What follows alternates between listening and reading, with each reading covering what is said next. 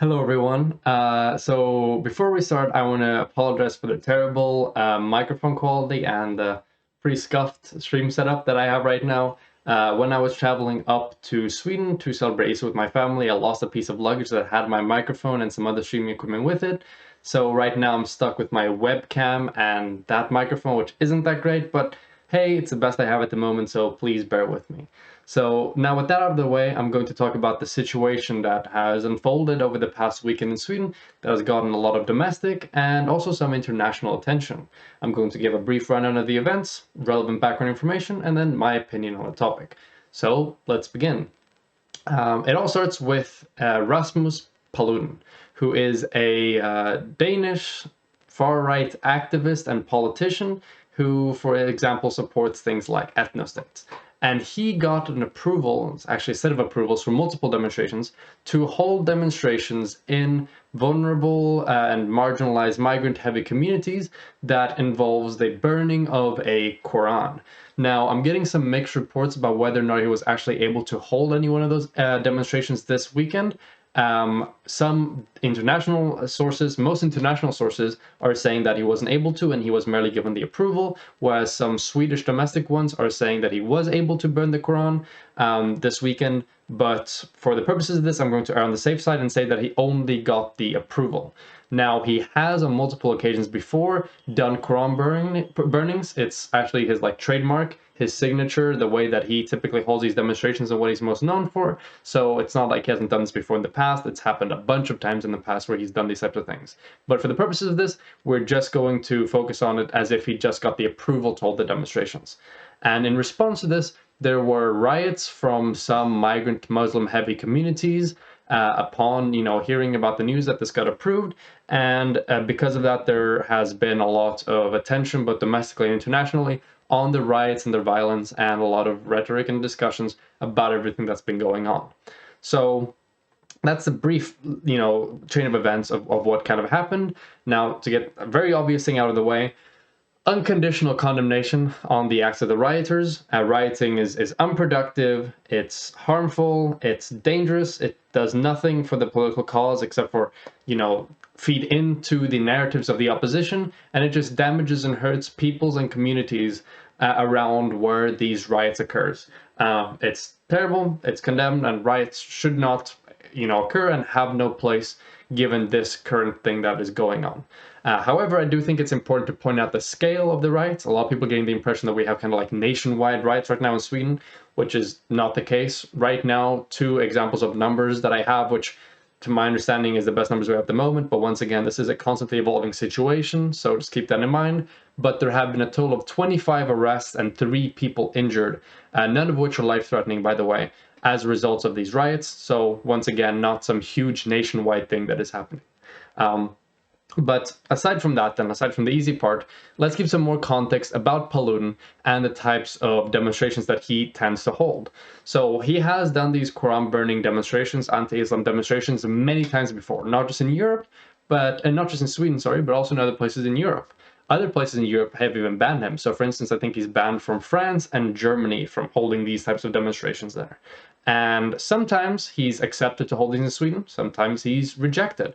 So for instance, there was a time, I think a year or so back, where he wanted to have one, I don't recall if it was in Rosengård or Rinkeby, where he wanted to have a demonstration in which he burned the Quran, but that was rejected on the grounds of safety concerns. But then he went out there and did it anyway and burned the Quran then in those residential neighborhoods and then circulated that video. But there are also times where he's accepted. So for instance, earlier in February this year, he was accepted to do one in Gothenburg. However, that didn't result in violence. There were, for instance, people there on site that represented the local Muslim communities that were specifically there trying to de-escalate and to ensure this didn't turn into a riot. So good job to them. And we managed to avoid a riot situation there in that instance, which is excellent and is really good, because hey, rioting is bad, we don't want rioting. But yeah, I think what is most telling about the way that he does these demonstrations is that he does them specifically in vulnerable and marginalized communities. You will not catch Paludan doing a demonstration in Östermalm or in a city center, or one of the bigger kind of, what's it called, town squares, you know. He consistently applies to do these demonstrations in vulnerable and marginalized migrant Muslim heavy communities that are relatively poor and that have a lot of issues when it comes to the integrity of those communities. That's also what happened this weekend. The places in Norrköping and Linköping that he wanted the right to demonstrate in were all residential neighborhoods that are in vulnerable situations with a lot of migrant and Muslim populations. Now, what does this tell us about his likely motives? Well, it seems very likely that what he's trying to do is he's not trying to, in a good faith manner, express his, free speech right to discuss and criticize Islam. He's specifically seeking out a reaction from those communities that is violent and that is a riot, so that he can then capitalize on those and leverage those for political capital to support his far-right political causes. When there is a riot in response to what he's doing, what he's effectively able to do is be like, hey, look, these people don't belong here. They're violent. They can't control themselves. They're incompatible with Western civilization. And a lot of, other people in the country, for example, just regular Swedes, see this and they're just like, damn, look at all these people. Maybe the Sweden Democrats are right about stuff like this. Maybe we do need to deport all of them. Maybe situations like this, right? These types of riots benefit far-right causes. And I think that that is what Paludan is trying to get at and what he's trying to accomplish and what he's trying to elicit with these demonstrations, both in the ways that he does them, but also especially where he does them. He doesn't do these in places where he gets the most attention, where most people have their eyes on them. He does so in communities that will be most agitated by what he's doing in order to elicit a reaction from them. So with that being said, should he have been allowed to do these demonstrations? Well, anti-religious demonstrations should absolutely be allowed. 100%. Super obvious, and I think it's a basic tenet of free speech laws and of the right to demonstrate. 100%.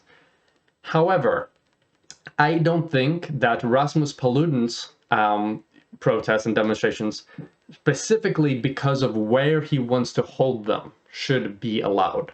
And that is because he specifically targets and seeks out marginalized, high migrant, high Muslim population places in order to effectively exploit and take advantage of the bad situations that these communities are in order to elicit a reaction that is beneficial to his political causes. And obviously, this exerts a threat to public health and public safety, which is a fair reason under the Constitution of Sweden to reject a request for public demonstrations. That is, in fact, what happened, for instance, in the case of Rosengård in Malmö. So I can read part of an article right now that was in May of 2021 that talked about, his request to have a demonstration there. So I'm translating this right now. This is from the police website in Sweden. Requests from Danish politician rejected. The police decided on Tuesday afternoon to reject the decision about a general assembly or public demonstration that the Danish politician Rasmus Paludan has handed in. The request concerned a general assembly, a public demonstration in Rosengård, which is a very well-known kind of marginalized and vulnerable community here in Sweden, in Malmö on the 20th of May between the times 7 and 9 p.m.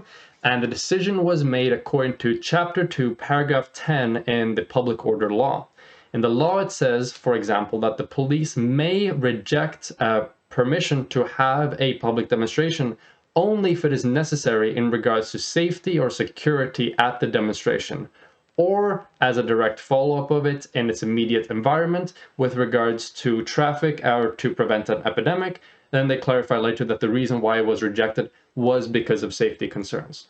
And I think that, hey, when you're doing things like this, specifically with the purpose of trying to rile up, these migrant communities by targeting them specifically for these demonstrations, I think that would fall into that category, no matter where it is, essentially, as long as it's still like a vulnerable and marginalized community, as was the case in these places in Norrköping and Linköping that he wanted to demonstrate in. And because of that, he shouldn't be allowed to run those demonstrations there in those residential communities. He can still run them. He can 100% run them, in places like Östermalm or in city centrals, but not in these vulnerable and marginalized residential communities, where the likelihood and the risk of things devolving into violence and riots are very, very, very high. An example of this could be like AIK is like it's a team in Sweden. It's like it's a football team, right? And let's say they lose an important tournament. If you want to exercise your free speech right to demonstrate how happy you are that they lost, that's perfectly fine. You're allowed to do so. But maybe you shouldn't be allowed to do so outside of Friends Arena right after they lose the game, because of the risk of that becoming like a violent engagement and violent interaction. And I think that same principle rings true for what's going on right now. He's specifically targeting these communities for his demonstrations, and specifically because it has that high risk of violence. And because of that high risk of violence, he should not allow to be holding those demonstrations there. Should be allowed to hold them, just not there. I think it's fairly simple, it's fairly common sense, and I think it makes sense. And there is precedent for it before, where he has been rejected from holding these demonstrations in these certain communities for those specific reasons. So at the end of the day, unfortunately, he did get what he wanted, right? He wanted to agitate a riot in order to prove his point of, you know, the far right agenda that people have in regards to migration and stuff in the Nordic countries. And he did so specifically by trying to elicit the violent reactions by holding a very controversial demonstration in very vulnerable, marginalized, poor-off communities, where he essentially capitalizes and exploits the lack of resources and the issues with integration and opportunities and segregation and education and stuff like that that exists within those communities.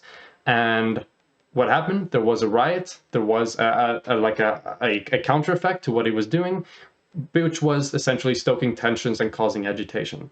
And then that reaction will then be used and capitalized on by far-right movements, including his own, in order to promote a far-right-wing agenda.